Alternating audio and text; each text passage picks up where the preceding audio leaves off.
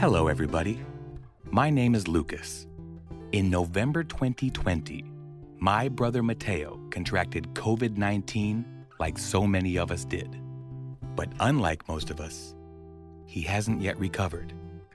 Mateo is now what is known as a COVID long hauler, a title given to those whose COVID symptoms last more than 3 months.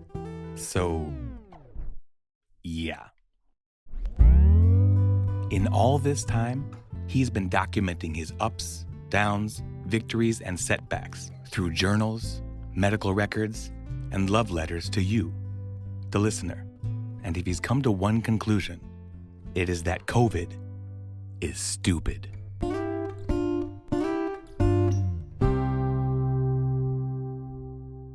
The daunting endeavor of changing up a lifelong habit, especially one as personal and comforting and essential as what we eat, is never an easy one, even when we're operating at our best.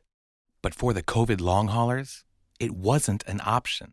It wasn't a choice. It was a necessity, one of the many knocks they've taken and continue to endure just to stay ahead of the perpetual wave.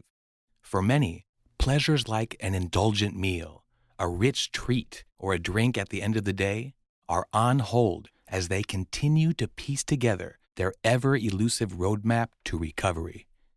And the effects of that burrow deeper than you might think. To get an idea of just how deep, here's my big brother Mateo and his new relationship with food. Hello, all you long-hauling superstars. Let's talk about our new relationships with food. Like many long haulers, I've had to make some pretty dramatic adjustments to my diet. Fun fact, before I got sick, I used to say that my 2 favorite things to eat were 1. Food, and 2. Things that are almost food. Now, not so much. It started innocently enough. I simply wasn't hungry. For a long time, my appetite was 0. But it turns out when you don't eat, you lose a crap ton of weight, and then the doctors and the wifeys become very alarmed. I was long hauling for 5 months when I got hospitalized. Not specifically for the sudden dramatic weight loss. That certainly was part of it. The other part was putting me in front of various ologists who might have an idea why so many systems in my body had suddenly forgotten how to system the system they were made to system. And because my referral specifically mentioned the rapid weight loss, the hospital nutritionists would require Ensure shakes be brought along with every meal. And I had to force myself to even finish the shake. Now, for a fella whose favorites are food and almost food, forcing myself to finish my shake was a new experience. By the time I was discharged, there were still no answers to explain my symptoms, but I did leave with a very different outlook on food. Namely, food, like the pills or the exercises or the resting or the physical therapy or the anything else I was doing, was one more thing that I need to do to get better.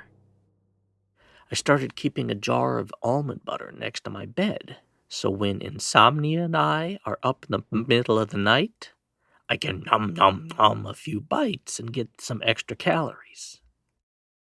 We started stocking protein shakes at home. We'd buy Costco rotisserie chickens 3 at a time and fill the freezer with baggies full of thaw-and-eat protein.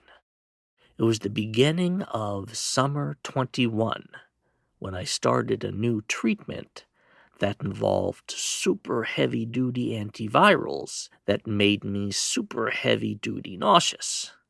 I was throwing up multiple times a day, and I couldn't tolerate trips in the car without hanging my head out of an open window like a doggy. Who's a good boy? Who's a good boy? I'm a good boy. Yes, I am. Yes, I am. I'm a good doggy. Now, as one might expect from this much vomiting, eat though I did, my weight continued to drop, and nobody wants a skinny Santa. But I stuck with it for the full 12 weeks of the treatment. Spoiler alert, it didn't miraculously cure me. It did, however, seem to permanently lower my tolerance for anything other than the blandest of bland foods. Tomatoes were out. Chocolate was out. Seasoning was a thing of the past. I ate a lot of plain turkey sandwiches. At the beginning of 2022, one of the long-haul COVID clinics I was attending suggested a low-inflammatory diet that was used for MS patients. What the hell, let's give it a try. No grain, no pain. No grains, no soy, no sugar, no dairy, no processed meat, no gluten, no fun, no flavor, no more turkey sandwiches. I remember coming down the stairs one evening to find that wifey and kiddo had ordered our traditional Friday night pizza. They caught me staring for a long time and both said, "Don't do it." And I had to confess that surprisingly, I wasn't longingly craving the pizza. I was coming to terms with the idea that the only part of the delivery that I could have even conceivably nibbled on was the box that it came in. That stung, but the diet was helping, so what else could I do? "Mateo, I'm glad you asked," said my body. Symptoms had begun ramping back up, and based on info that wifey and I were both finding on the interwebs, I decided to restrict my diet even further. Of the 10 foods I was still actually eating, I decided to cut out 5 of them and began a low-inflammatory, low-histamine diet.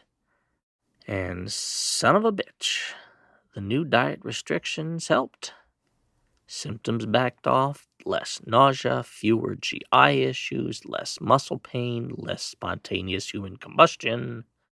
All in all, food-related things started sucking slightly less if I adhered very, very closely to this new narrow diet.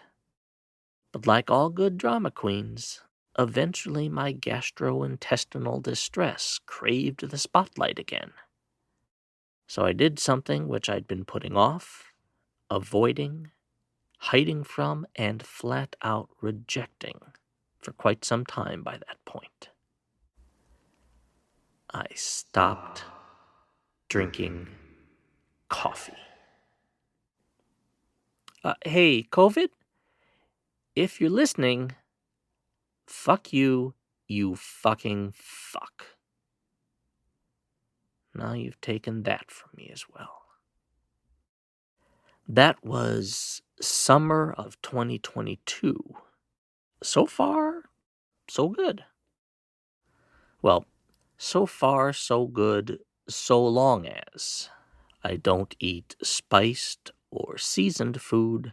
I don't get my freak on with a loaf of bread. I don't even look at a piece of cheese or get in a knife fight with a killer tomato.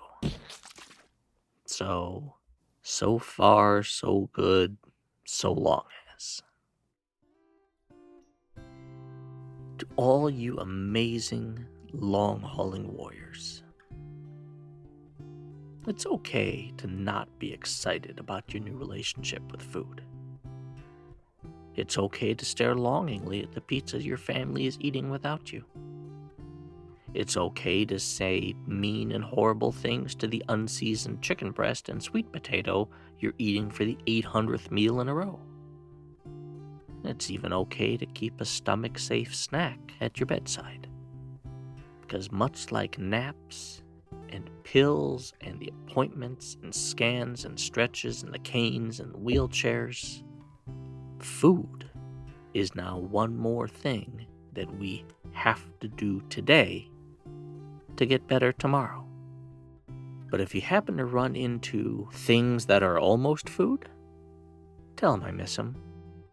And I still think about them every goddamn day. I love you all. I see you all. I would hug you all if I could. Strength and health. COVID is stupid.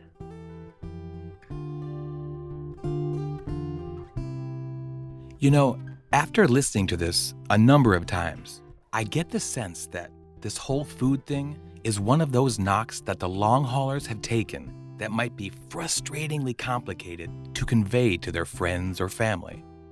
The food we eat isn't just a fundamental pillar of sustaining life. It's a mosaic of where we come from, what we love. It's a language that, up until now, we could speak with those close to us and those we've never met.